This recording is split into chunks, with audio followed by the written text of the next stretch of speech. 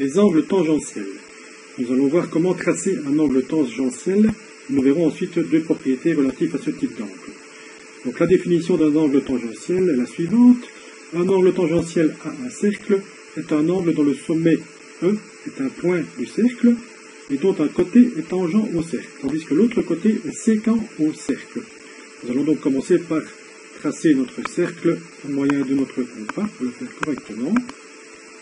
Donc on va prendre un point comme centre de notre cercle et je vais ici donc utiliser l'outil compas afin de tracer nos cercles. Ah, voilà. Je vais le positionner sur le centre. Je vais réduire un petit peu. Et je vais donc pouvoir tracer mon cercle correctement. Voilà, je dépose mon compas. Donc, si je reprends la définition de l'angle tangentiel, nous devons donc avoir le sommet qui est un point du cercle. On va donc positionner le sommet sur notre cercle. On va positionner quelque part par ici. Donc, un des côtés va être tangent au cercle. On va voir après comment on va tracer le côté tangent. Et le second côté est sécant au cercle. Donc ça, c'est simple, on va partir du sommet et tracer un côté qui va être sécant au cercle dans n'importe quelle direction. Donc on va prendre notre latte, notre équerre.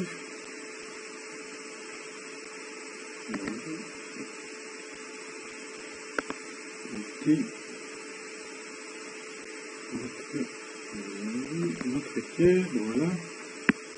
Et donc on va venir la positionner de façon à tracer un des côtés sécants au cercle. Donc en partant du sommet, nous allons tracer notre côté sécant au cercle. Voilà. Là, nous avons donc pour l'instant tracé un des côtés. Le second côté de notre angle, il doit être tangent au cercle. Petit rappel, pour que le côté soit tangent au cercle, donc on va le retrouver quelque part par ici, nous avons pour ça besoin de tracer le rayon entre le centre de notre cercle et le sommet de notre angle. On va le tracer dans une autre couleur pour le distinguer.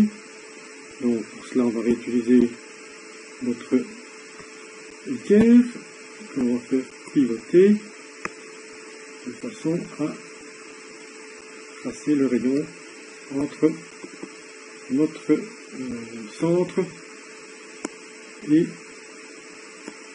le sommet du cercle. Voilà. Donc on va tracer alors le rayon ici, je le mets en jaune, qui va nous servir à tracer par la suite donc le côté tangent au cercle. Pour que le côté soit tangent au cercle, c'est très simple, il suffit que ce côté passe bien évidemment par le sommet ici, qui sera le sommet de notre angle, et qu'il soit perpendiculaire au rayon que l'on vient de tracer.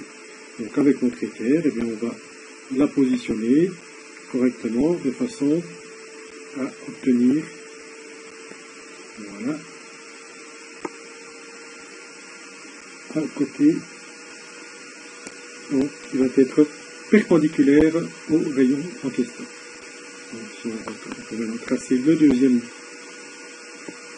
côté de notre angle tangentiel. Donc, on va conserver l'équerre pour après. Voilà, on voit bien. Voilà. Et donc ici, je vais noter mon sommet. Ici, donc on a le sommet E de notre angle ici, formé par un côté tangent au cercle et l'autre côté sécant au cercle. J'aurais pu choisir l'autre côté ici, tangent au cercle, ça m'aurait donné un autre angle tangentiel bien évidemment, et là j'aurais pu, au lieu de cet angle sécant ici, ce côté sécant ici, pardon, j'aurais pu tracer n'importe quel autre côté qui part du sommet et qui est sécant au cercle. Deux petites propriétés des angles tangentiels.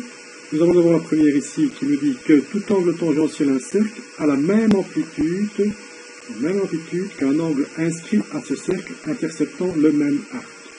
Nous voyons ici que notre angle tangentiel, il intercepte l'arc ici qui démarre à son sommet et qui se termine ici au point d'intersection avec le côté séquent. Donc l'arc intercepté, le voici.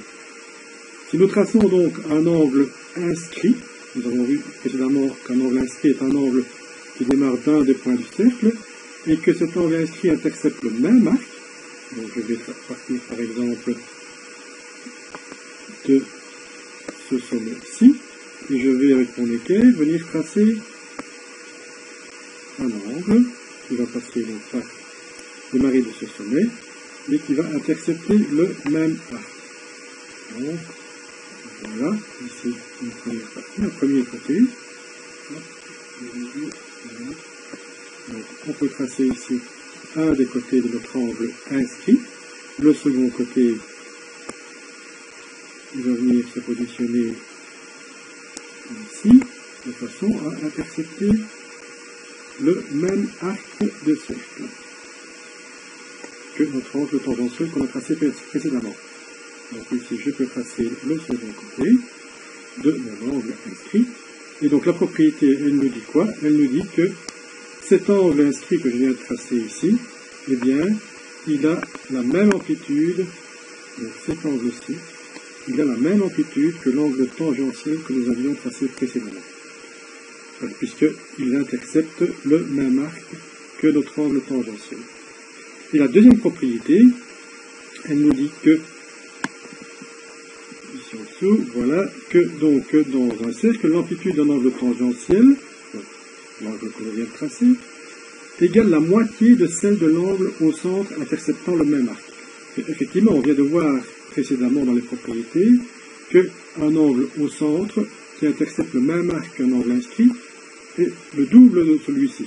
Donc, fatalement, puisque l'angle tangentiel est égal à un angle inscrit ici, eh bien, la propriété peut se reporter, et donc nous avons que l'angle tangentiel, ici, qui intercepte le même arc que l'angle au centre, eh bien, vaudra sa moitié. Donc l'angle au centre, si je le fais par rapport au dessin ici, je vais partir de mon centre, j'ai un des côtés qui va intercepter le début de mon arc, ce sera le rayon que j'avais utilisé ici en jaune au départ, et le deuxième va venir intercepter l'arc ici de l'autre côté. Donc, je prends mon équerre pour le dessiner.